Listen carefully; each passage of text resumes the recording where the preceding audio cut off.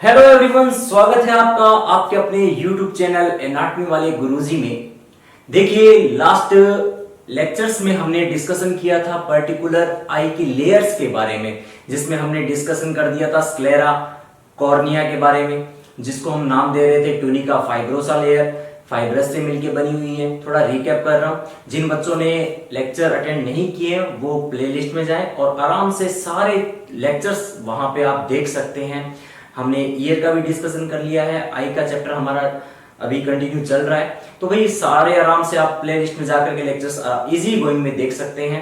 उसी से मैं आगे बढ़ने की कोशिश कर रहा हूं। देखिए, थोड़ा सा रिकैप कर देते हैं, जिसमें डिस्कशन हो गया था स्क्लेरा के बारे में, कॉर्निया के बारे में। स्क्लेरा में बताया था फाइब्रस लेयर होती है, सबसे ज्यादा फाइबर्स हैं, और सबसे बड़ी बात की स्क्लेरा के साथ ही आईबॉल की मसल्स जुड़ी रहती है, जिसकी वजह से हम अपनी आईबॉल को मूव करवा पाते हैं। जिसमें पर्टिकुलर मसल्स के नाम हमने बता दिए थे, रेक्टस मसल्स, ऑब्लिक मसल्स, जिसमें डिस्कशन हो गया था superior oblique, inferior oblique, superior rectus, inferior rectus, medial rectus and lateral rectus के बारे में। इसके बाद हमने बताया था कॉर्निया, कॉर्निया के बारे में डिस्कशन हो गया था। कॉर्निया जो है हमें सामने से दिखाई नहीं देगा क्योंकि ये परफेक्ट ट्रांसपेरेंट होता है। ब्लड वेसल्स होती नहीं है इसमें, तो ये भी बताया था कि जी ब्लड वेसल्स तो नहीं होती इसमें, बट नर्व सप्लाई बहुत ज्यादा है कॉर्निया के अंदर, इसीलिए हम जैसे ही टच करते हैं हमें तुरंत पता लगता है कि यहाँ पे किसी चीज का टच हुआ है, जिसकी वजह से हमें पेन होता है, सेंसेशन होता है। ये सब चीजें कैसे पता लगती है? क्योंकि कॉर्निया में ब्लड सप्लाई तो नहीं है, बट नर्व सप्लाई बहुत ज्यादा है। ये भी हमारा डिस्कशन हो गया था। कॉर्निया में हमने बताया था कि जब हम सामने की तरफ से देखते हैं तो ये हमें दिखाई नहीं देता क्योंकि परफेक्ट ट्रांसपेरेंट होता है। इसके बाद हमने बताया था कॉर्निया जो है वो 1/6 पार्ट जो है वो कवर करता है, और पीछे स्क्लेरा है वो 5/6 पार्ट कवर करता है हमारी आईबॉल का। इसके बाद हमने डिस्कशन किया था ट्यूनिका वेस्कुलोसा के बारे में। ट्यूनिका वेस्कुलोसा में पर्टिकुलर जैसे अपन नाम दे रहे थे यूविया लेयर भी बोल देते हैं। इसमें कोरोइड है, सिलियरी बॉडी है और आइरिस के बारे में डिस्कशन हो गया था। कोरोइड में हमने बताया था कि जी ये जो है आईबॉल को एक डार्क चैम्बर में कन्वर्ट कर देता है, क्योंकि इसमें मेलानिन पिगमेंट बहुत ज्यादा है। मेलानिन क्या करता है? फालतू लाइट को एब्जॉर्ब कर देता है and it convert the eyeball into a dark chamber, right. इसके बाद हमने डिस्कशन किया था आइरिस के बारे में। आइरिस में कुछ छोटी छोटी बातें आज हम और पढ़ेंगे इसमें। देखिए, आइरिस में बताया था कि किसी भी दो इंसानों का आइरिस एक जैसा नहीं हो सकता। इवन की ट्विंस जो बेबी होते हैं उनके अंदर भी आइरिस का जो पैटर्न है वो अलग अलग होता है, इसीलिए इसको एक सिक्योरिटी कोड के रूप में इस्तेमाल किया जाता है। आइरिस के अंदर मेलानिन पिगमेंट होते हैं। मेलानिन पिगमेंट के डिस्ट्रीब्यूशन से, या अमाउंट ऑफ मेलानिन बोल दीजिए, या डिस्ट्रीब्यूशन ऑफ मेलानिन बोल दीजिए, या थिकनेस ऑफ आइरिस कह दीजिए, ये तीनों चीजें ऐसी है जिनके कारण हम बता पाते हैं कि भाई आइरिस का कलर क्या है, ये जो हमारी जो आंखों का जो कलर है वो कैसा है। हम बोलते हैं कि भाई आंखों का कलर ब्लैक है, ब्राउन है, यानी सिंपल सी भाषा में बात करें तो आइरिस जो है वो हमारी आंखों को कलर प्रोवाइड करवाता है, राइट। तो ये बातें हम लास्ट लेक्चर में डिस्कशन कर चुके हैं। इससे थोड़ा सा हम आगे की तरफ आज बढ़ेंगे। देखिए, हमने बताया था जो आइरिस जो होता है, आइरिस जो है वो एक डायाफ्राम ऑफ कैमरा की तरह काम करता है। देखिए, क्वेश्चन आया हुआ है, मैं फिर से डिस्कस कर देता हूं। Which structure is known as diaphragm of camera? आपको आंसर देना है आइरिस। फिर एक क्वेश्चन आता है, amount of light is regulated by the, आपको आंसर देना है आइरिस। आइरिस कौन सा पार्ट है? इसमें हमने ये जैसे प्यूपिल कॉन्स्ट्रिक्ट होना, डायलेट होना, ये हम डिस्कस करेंगे अभी थोड़ी देर में। फिलहाल सिर्फ इस चीज को समझिए कि आइरिस कौन सा है और प्यूपिल कौन सा है।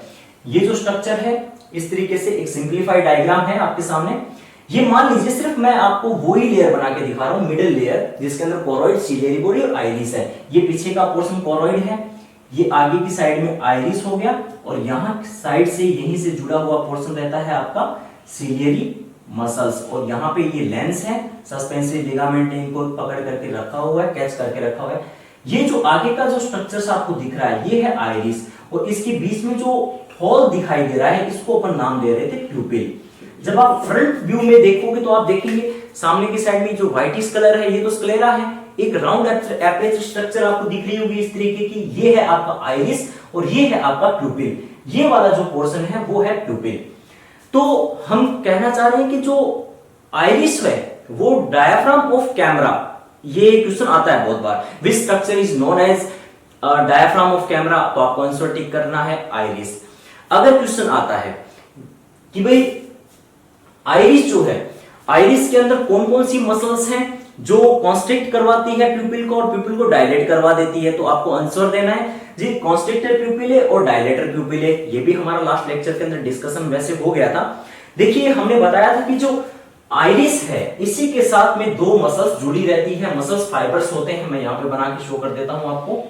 यहां पे होते हैं रेडियल फाइबर्स और कुछ ये रेडियल फाइबर्स और कुछ सर्कुलर फाइबर। जब रेडियल फाइबर कॉन्ट्रैक्ट करेंगे, इनको नाम क्या दे रहे हैं अपन, रेडियल फाइबर। जब रेडियल फाइबर कॉन्ट्रैक्ट करेंगे, जब रेडियल फाइबर कॉन्ट्रैक्ट करेंगे तो प्यूपिल का साइज क्या हो जाएगा, बड़ा हो जाएगा, प्यूपिल क्या कर जाएगा, डायलेट कर जाएगा। ये हमारा डिस्कशन हो गया था। इसके बाद हमने बताया था अगर सर्कुलर मसल्स, इसको मैं ब्लू कलर से शो कर देता हूं, ये देखिए यहां पे ये सर्कुलर मसल्स फाइबर, अगर सर्कुलर मसल्स फाइबर कॉन्ट्रैक्ट करेंगे, अगर सर्कुलर मसल फाइबर कॉन्ट्रैक्ट करेंगे तो प्यूपिल का साइज क्या हो जाएगा, छोटा हो जाएगा। तो जो क्वेश्चंस बनते हैं वो मैं क्लियर कर देता हूं। एक क्वेश्चन तो बनता है विच स्ट्रक्चर, ये यहां पे देखिएगा, यहां पे एक जो क्वेश्चन बनता है आपका कि भाई आंखों को जो कलर प्रोवाइड करवाता है वो कौन सी स्ट्रक्चर है, तो आप कहेंगे जी आइरिस है। आंखों का कलर है वो तीन चीजों से निर्धारित होता है, डिटरमाइन होता है, जिसमें अपन बात करें कि जी amount of light, amount of melanin कितना है, डिस्ट्रीब्यूशन ऑफ मेलानिन कितना है, या आइरिस की थिकनेस कितनी है। ये वही तीन बातें हैं जिस पे डिपेंड करता है कि हमारी आंखों का कलर कैसा होना चाहिए। आइरिस को एक सिक्योरिटी कोड के रूप में इस्तेमाल किया जाता है, कोई भी दो इंसानों का आइरिस एक जैसा नहीं हो सकता। इसके बाद हमने बताया था डायफ्राम ऑफ कैमरा कौन सी स्ट्रक्चर है, आइरिस है। इसके बाद एक क्वेश्चन और आता है amount of light is regulated by the, तो भी आपको क्वेश्चन का आंसर देना है आइरिस। आइरिस है ना यहां पे देखिए ये जो आइरिस है ये एक शटर का काम करता है, तो ये शटर का काम करता है, तो अपन कह सकते हैं कि कितनी लाइट एंटर करनी चाहिए इस बारे में डिपेंड करता है, यानी amount of light is regulated by the iris. अगर पूछा जाता है लाइट किसमें से होके एंटर करती है, तो पहले तो cornea allow the free entry of light, यहां से लाइट एंटर करती है और फिर पीछे से कहां से होके जाती है, सीधा प्यूपिल में से होकर, यहां से ये जो पोर्शन है आपका ये है प्यूपिल। Light enter through the प्यूपिल, amount of light is regulated by the iris. तो ये कुछ क्वेश्चंस हैं जिनको आपको ध्यान में रखना है। नीट के एग्जाम में भी बहुत बारी क्वेश्चंस आए हुए हैं, बहुत सारे मेडिकल एग्जाम में भी क्वेश्चंस पूछे गए हैं, तो इन चीजों का ख्याल रखें खास। देखिए आज हम जो डिस्कस करने जा रहे हैं इस लेक्चर के अंदर, उसमें कुछ पर्टिकुलर बातें हैं जो आपको ध्यान रखनी है। हमने बताया था कि जो रेडियल मसल फाइबर है या सर्कुलर फाइबर्स है, इनके थ्रू से, इनकी वजह से ही प्यूपिल कॉन्स्ट्रिक्ट होता है, प्यूपिल डायलेट भी होता है। अब जानते हैं जब आप किसी मेडिकल डॉक्टर के पास पहुंचते हैं, जब अपनी आई का चेकअप करवाने पहुंचते हैं, जिन्होंने चश्मा लगवा रखा है उनको तो ये पर्टिकुलर पता भी होगा कि जी जब वो डॉक्टर के पास पहुंचते हैं तो डॉक्टर एक आंखों में एक ड्रॉप डालता है जिसको अपन बोलते हैं एट्रोपिन। एक ड्रग होती है एट्रोपिन, वो एट्रोपिन क्या करती है, प्यूपिल को डायलेट कर देती है, प्यूपिल को डायलेट करने में हेल्प करती है। थोड़ा सा ध्यान रखिएगा कौन सी ड्रग है जो प्यूपिल को डायलेट करती है, तो एट्रोपिन। कॉन्स्ट्रिक्ट करने के लिए यूज किया जाता है एसिटाइलकोलिन का, राइट। तो इस बारे में देखा जाए तो देखिए डॉक्टर जब आप पहुंचते हैं अपनी आई का चेकअप करवाने के लिए, तो वो फंडोस्कोपी से अपनी आईज को अंदर की तरफ से देखने की कोशिश करता है। इसके लिए वो एट्रोपिन का यूज करता है। एट्रोपिन से क्या हो जाता है, प्यूपिल थोड़ा डायलेट हो जाता है ताकि वो अंदर आंखों की साइड, अंदर की साइड में पूरा देख सके। इस बारे में थोड़ा सा ध्यान रखना है। तो प्यूपिल को कॉन्स्ट्रिक्ट करने के लिए एसिटाइलकोलिन, प्यूपिल को डायलेट करने के लिए एट्रोपिन ड्रग। कुछ छोटी छोटी जनरल सी बातें हैं आज के लेक्चर में। देखिए इसके बाद हम बताएं कि भाई जब हम किसी अंधेरे वाली जगह पे पहुंचते हैं, जैसे कभी थिएटर में जाते हैं, तो आपने देखा होगा बाहर से अंदर की तरफ जाते हैं, बिल्कुल लाइट से एकदम डार्क की तरफ जाते हैं, सडनली बिल्कुल भी कुछ भी दिखाई नहीं देता। इसकी वजह क्या है, आप जानते हैं जब आप बाहर रोशनी में होते हैं उस टाइम पे प्यूपिल कॉन्स्ट्रिक्ट होता है। जब आप सडनली किसी डार्क रूम में एंटर करते हैं या थिएटर में जब एंटर करते हैं तो उस टाइम प्यूपिल को डायलेट होने में थोड़ा टाइम लगता है, इसीलिए आपको बिल्कुल सडनली कुछ दिखाई नहीं देता। फिर जाकर के जब आप अंदर बैठ जाते हैं तो उस टाइम प्यूपिल डायलेट हो जाता है और आप आराम से देख पाते हैं। इसके लिए हमने फंडा भी बताया था कि डिम लाइट और dilate, D for dim, D for dilate, ऐसे याद रख लीजिए। तो अंधेरे वाली जगह पे क्या होता है, या डार्क जब जगह होती है उस टाइम पे प्यूपिल पूरा डायलेट, थोड़ा डायलेट कर जाता है। कितना साइज वेरी करता है, देखिए 2 से 8 mm तक तो वेरी कर सकता है, और नॉर्मली जो प्यूपिल होता है वो 3 से 4 mm रहता है, राइट। तो ये कुछ छोटी छोटी जनरल सी बातें हैं। हमने बताया कि भाई अगर मान लीजिए कि मेलानिन ज्यादा है, अगर मेलानिन ज्यादा है तो भाई हमारी आंखों का कलर फिर ब्राउन होगा या ब्लैक होगा। अगर मान लीजिए हमारी आंखों का कलर ब्लू है तो ब्लू होने पे मेलानिन बहुत कम होगा, और अगर आंखें बिल्कुल थोड़ा सा ग्रीनिश से है, थोड़ा सा ग्रीनिश, लाइट ग्रीनिश कलर से है, तो आप कहेंगे कि सर ना तो ज्यादा मेलानिन है ना कम मेलानिन, मॉडरेट लेवल होता है मेलानिन का। इन्हीं बातों पे डिपेंड करता है भाई जी मेलानिन डिस्ट्रीब्यूट कितना है। अगर मेलानिन ज्यादा है तो ये कलर होना चाहिए, मेलानिन कम है तो ये होना चाहिए। तो ये इन बातों पे डिपेंड करता है हमारी आंखों का कलर। तो ये सारी बातें हैं। एक वर्ड आता है sympathetic system and parasympathetic system. देखिए अपन बोलते हैं ना कि डर के मारे आंखें फटी की फटी रह गई। हम जब कभी बहुत ज्यादा डर लगता है, ऐसी कंडीशन में क्या करता है, प्यूपिल डायलेट कर जाता है। कैसे, मैं आपको ये बात बहुत अच्छे से कंसीडर करना चाहता हूं कि देखिए जब सिंपैथेटिक सिस्टम होता है या पैरासिम्पैथेटिक सिस्टम चलता है तो आपको एक कहानी के रूप में सोचना है। जैसे मान लीजिए, कभी भी इस चीज को लेकर के कंफ्यूज नहीं होना, सिंपैथेटिक कब काम करेगा और पैरासिम्पैथेटिक कब काम करेगा। पैरासिम्पैथेटिक कब काम करेगा। देखिए नर्वस सिस्टम में जब अपन पढ़ते हैं सिंपैथेटिक और पैरासिम्पैथेटिक, तो उसमें एक फंडा है, मैं डायरेक्टली आपको बता देता हूं। जब किसी डर की कंडीशन में होते हो, जब कभी ऐसी सिचुएशन आती है कि आप बहुत जैसे मान लीजिए कभी कुछ गलत काम करते हैं, आप पकड़े जाते हैं सडनली, मान लीजिए कुछ आप गलत कर रहे हैं और आपके गार्जियन आकर के आपको तुरंत देख लेते हैं। एक्शन रिएक्शन स्टार्ट नहीं हुआ है, बस इतना ध्यान रखना है कि उन्होंने जस्ट आपको आके देखा है और आप गलती करते हुए पकड़े गए हो, तब आपकी सिचुएशंस क्या क्या रहेगी। वो सारे के सारे चेंजेस उस टाइम जो बॉडी में जो चेंजेस आएंगे वो सारे के सारे सिंपैथेटिक चेंजेस होते हैं, सिंपैथेटिक नर्व से होने वाले चेंजेस हैं। इसके अपोजिट जो भी होगा वो पैरासिम्पैथेटिक होगा। तो आपको सिर्फ एक याद रखना है कि जी सिंपैथेटिक नर्वस सिस्टम में क्या क्या चेंजेस हो सकते हैं। मैं कुछ एग्जांपल्स आपको बता देता हूं, बाकी मैं नर्वस सिस्टम में भी इसको लेकर के आऊंगा अच्छे से। देखिए सिंपैथेटिक में क्या होता है, जब आप कुछ गलत कर रहे हैं और आपके गार्जियन ने आके आपको देख लिया, और उसी टाइम पे देखने के टाइम पे आपका रिएक्शंस क्या होगा, आपकी बॉडी पे कौन कौन से सिस्टम पे क्या क्या इफेक्ट पड़ेगा, उनको एक साथ कंप्लीट कर लेते हैं। आप एकदम से आंखें खोल करके देखेंगे एकदम से डर के मारे, तो आंखें फटी की फटी रह गई, यानी प्यूपिल क्या कर गया, डायलेट कर गया। यानी सिंपैथेटिक नर्वस सिस्टम के टाइम प्यूपिल डायलेट कर जाता है। इसके अलावा आप खुद बताइए कि जब आपको डर लगेगा, जब आपके गार्जियन ने आपको जस्ट ये आप यहाँ पे आप हैं और आपके गार्जियन ने आपको यहाँ पे गलत काम करते हुए पकड़ लिया, ऐसी सिचुएशन में आपकी रिएक्शंस पे, आपकी बॉडी पे क्या इफेक्ट पड़ेगा। उस टाइम आप क्या सोचेंगे, आपकी हार्ट बीट बहुत ज्यादा बढ़ जाएगी। रेस्पिरेटरी सिस्टम पे क्या इफेक्ट होगा, रेस्पिरेशन रेट भी बढ़ जाएगी। देखिए सारे सिस्टम को एक साथ इंक्लूड करके लेके चलते हैं।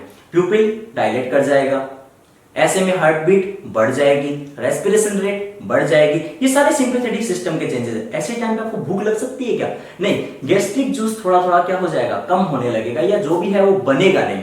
उस टाइम पे भूख लगने की संभावना बहुत कम हो जाती है। बिल्कुल एक आइडिया लेना है, बिल्कुल बेसिक आइडिया लेना है, जिससे आपको सारे सिस्टम कवर एक साथ हो जाते हैं, सिंपैथेटिक से रिलेटेड जो भी चेंजेस होंगे बॉडी में। इसके अलावा हमने कहा गैस्ट्रिक मोटिलिटी ये भी डिक्रीज रहेगी। इसके अलावा रेस्पिरेशन रेट बढ़ जाएगा, हार्ट रेट बढ़ जाएगा, प्यूपिल डायलेट कर जाएगा। ऐसी कंडीशन में स्वेटिंग होगी या नहीं होगी, बिल्कुल होगी। डर के मारे पसीना तो निकलेगा ना, तो उस टाइम स्वेट ग्लैंड भी सिक्रेशन करेगी। तो इन चीजों का हमें खास तौर पे ध्यान रखना होता है। अब एक बात बताइए, उस टाइम पे यूरिन पास आउट होगा क्या, मैंने कहा एक्शन रिएक्शन नहीं हुआ है, सिर्फ पकड़े गए हो, ऐसे में क्या होगा, यूरिन पास आउट नहीं होगा।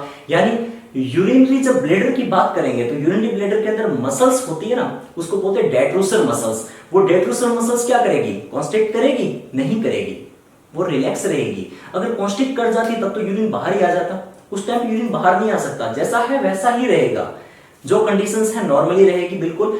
यूरिन पास आउट करने के लिए आपके पास इतना समय नहीं होगा उस टाइम, या यूं कह दीजिए कि जो मसल्स है आपकी यूरिनरी ब्लैडर की मसल्स है वो रिलैक्स रहेगी, यूरिन पास आउट नहीं होगा जब तक एक्शन रिएक्शन स्टार्ट नहीं होगा, राइट। ध्यान रखिएगा इस बात में। तो ये सारे चेंजेस बॉडी के आ रहे हैं सिंपैथेटिक से। तो हम कह सकते हैं कि सिंपैथेटिक नर्वस सिस्टम जब काम करेगा तो प्यूपिल क्या हो जाएगा, डायलेट हो जाएगा, राइट। ये कुछ हमने बताने की कोशिश की। तो देखिए ये एक नॉर्मल आईज के बारे में है कि भाई प्यूपिल है जो नॉर्मल वेरी करता है, जो प्यूपिल है वो नॉर्मल कितना वेरी करता है, हमने अभी डायमीटर भी बताया कि 2 से 8 mm तक तो वेरी करता है, बट नॉर्मली 3 से 4 mm ये रहता है, राइट। यहां पे हमने कहा प्यूपिल डायलेट हो गया, प्यूपिल थोड़ा डायलेट कर गया। इसमें देखिए प्यूपिल बिल्कुल कॉन्स्ट्रिक्ट कर गया था, बिल्कुल छोटा सा हो गया था। यानी ये सब चीजें हमारी बॉडी में चेंजेस चलते रहते हैं। जब किसी इंसान की डेथ हो जाती है, जब किसी इंसान पर्सन की डेथ हो जाती है, उस टाइम पे आपने देखा होगा डॉक्टर्स वगैरह आकर के यूं आईज का चेकअप करते हैं, टॉर्च डालते हैं, उसके अंदर देखते हैं। इसका मतलब क्या है, देखिए डेथ के टाइम पे प्यूपिल जो है वो फिक्स हो जाता है, प्यूपिल फिक्स हो जाता है।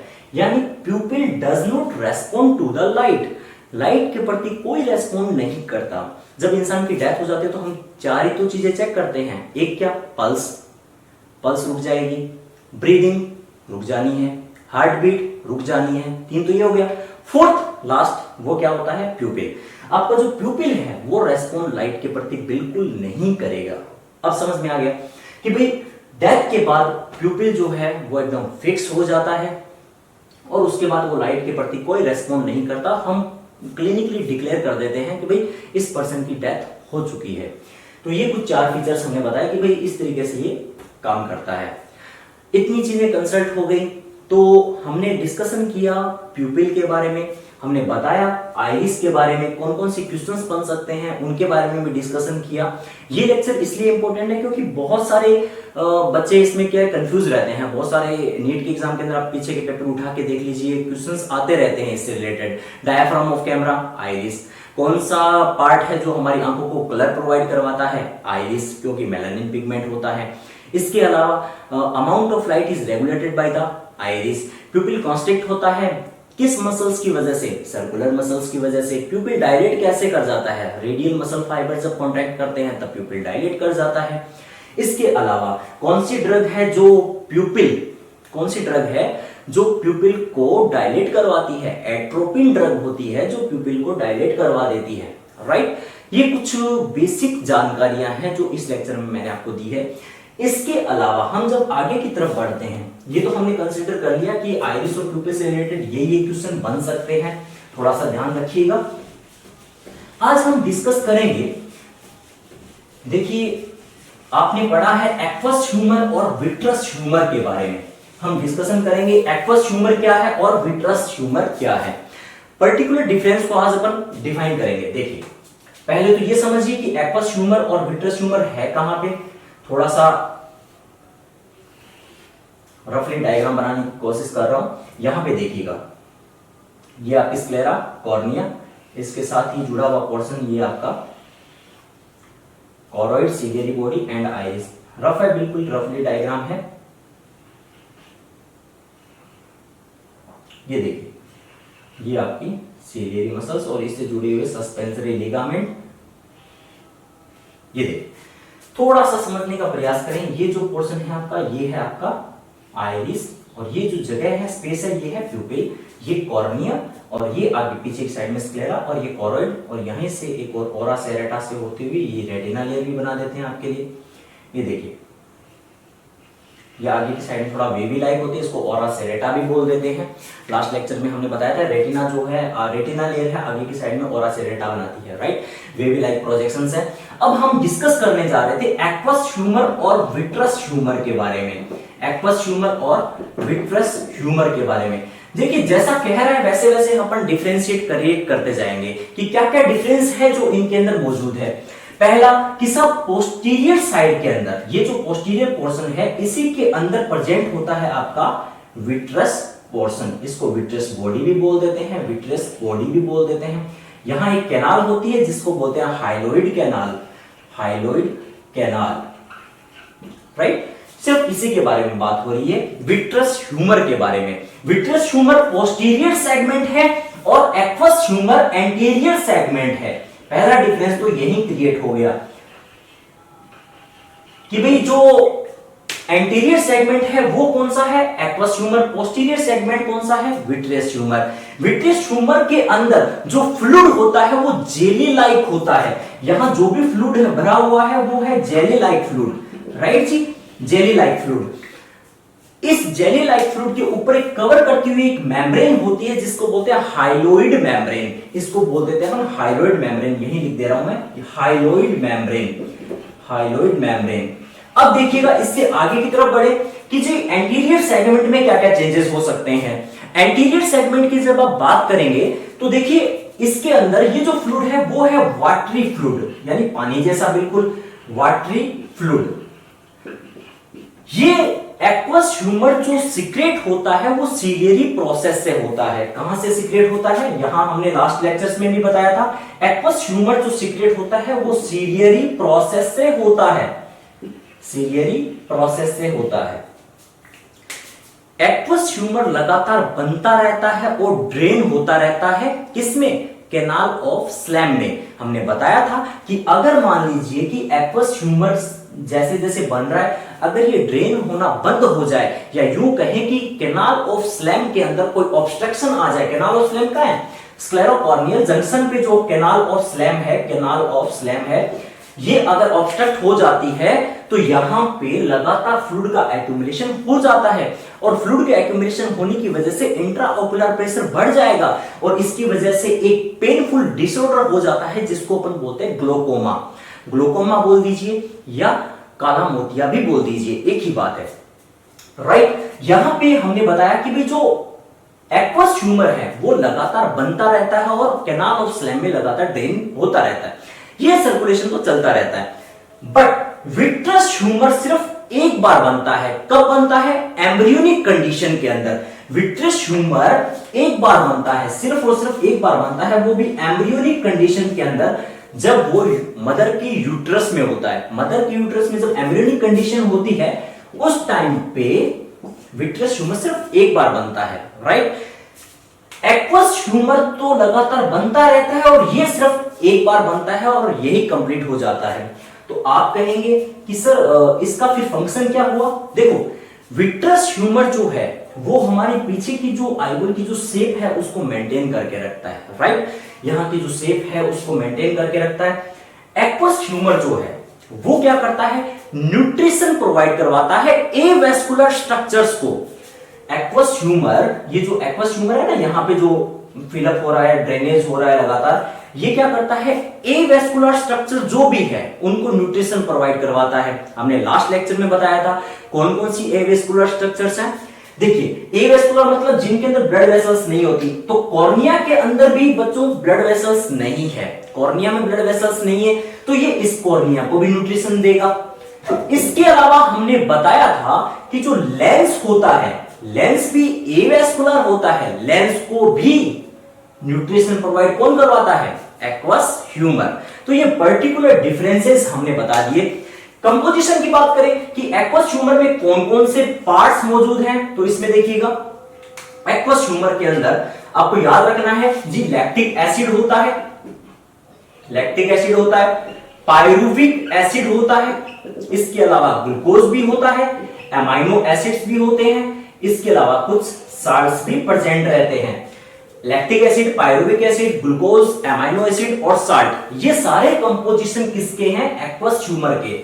और विट्रस ह्यूमर के अंदर क्या क्या चीजें आपको प्रेजेंट मिलेगी, लैक्टिक एसिड मिलेगा, लैक्टिक एसिड मिलेगा, पायरुविक एसिड, ये तो दोनों में कॉमन है, लैक्टिक एसिड और पायरुविक एसिड। इसके अलावा इसके अंदर होती है हाइलोसाइट, हाइलोसाइट, हाइलोसाइट भी बोल सकते हैं, हाइलोसाइट प्रेजेंट रहती है।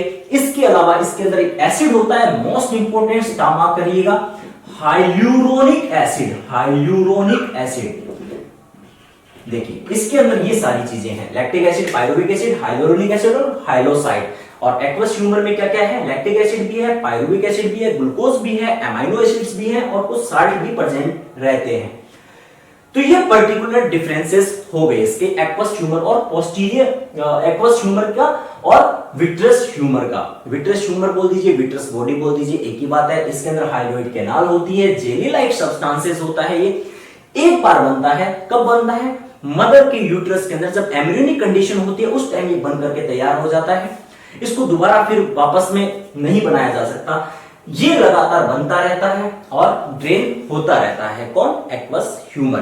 तो ये पर्टिकुलर डिफरेंस हो गए एक्वस ह्यूमर और विट्रस ह्यूमर के बारे में। इतना समझ में आ गया? चलिए, ये बहुत कुछ जनरल सी जानकारी देने के लिए हमने कुछ आई के लेक्चर को आगे बढ़ाया। नेक्स्ट टर्न पे हमारे पास एक बहुत ही इंपॉर्टेंट पार्ट होगा, वो होगा रेटिना। हम डिस्कस करेंगे पर्टिकुलर रेटिना लेयर्स के बारे में। देखिए, रेटिना के अंदर हम बात करेंगे रोड एंड कोन सेल्स के बारे में। इसके अलावा हम डिस्कस करेंगे कि कौन कौन सी लेयर्स होती है। फोटोपिगमेंटेड लेयर है, फोटोपिगमेंटेड लेयर के अंदर कैसे रोड एंड कोन सेल्स धसी हुई रहती है। इसके अलावा हम बात करेंगे first order neuron, second order neuron, third order neuron के बारे में भी। इसके अलावा मैक्यूला लूटिया भी है। इसके अलावा ब्लाइंड स्पॉट के बारे में भी बात करेंगे। बहुत ही कॉम्प्लिकेटेड स्ट्रक्चर है रेटिना के बारे में, बहुत इंपॉर्टेंट भी है। आपको उस लेक्चर में पता भी लगेगा कि भाई कैसे विटामिन ए की जरूरत पड़ती है। हम कहते हैं ना कि हमारी आंखों को विटामिन ए की जरूरत होती है, ये कैसे होती है, विटामिन ए, रेटिनॉल कहां बनता है, कैसे rod and cone cell sensitised होती है, इनके बारे में हम नेक्स्ट चैप्टर के अंदर डिस्कस करेंगे, नेक्स्ट लेक्चर के अंदर डिस्कशन करेंगे। आज हमने कुछ बेसिक बातें बताने की कोशिश की है। चलिए, थोड़ा अपना ध्यान रखिए दोस्तों, और यूं ही मेरे साथ बने रहिए। जल्दी से जल्दी मैं आपको बहुत सारे लेक्चर्स भी प्रोवाइड करवाऊंगा, बहुत सारी वीडियोस भी अपलोड होंगे, तो भी आप इसी तरह जुड़े रहें। और अगर आप लेक्चर्स को पसंद करते हैं तो आगे से आगे उन बच्चों तक शेयर कीजिए जो कोचिंग से बिल्कुल बहुत दूर हैं, जिन बच्चों को कोचिंग की जरूरत है और वो पैसों की कमी की वजह से, कुछ और भी कारण हो सकते हैं, जरूरी नहीं होता कि हम इकोनॉमिक कंडीशन की बात करें। हो सकता है कि वो उनको पसंद ना आए, बहुत सारी चीजें होती है, बहुत सारे फैक्टर्स भी होते हैं। तो भाई लगातार अपने दोस्तों के अंदर इस चीज को शेयर करते रहें ताकि उन बच्चों तक पहुंचे जो मेडिकल कोचिंग तक नहीं पहुंच सकते। ठीक है, दिल पे लगेगी तभी तो बात बनेगी। चलिए, थैंक यू।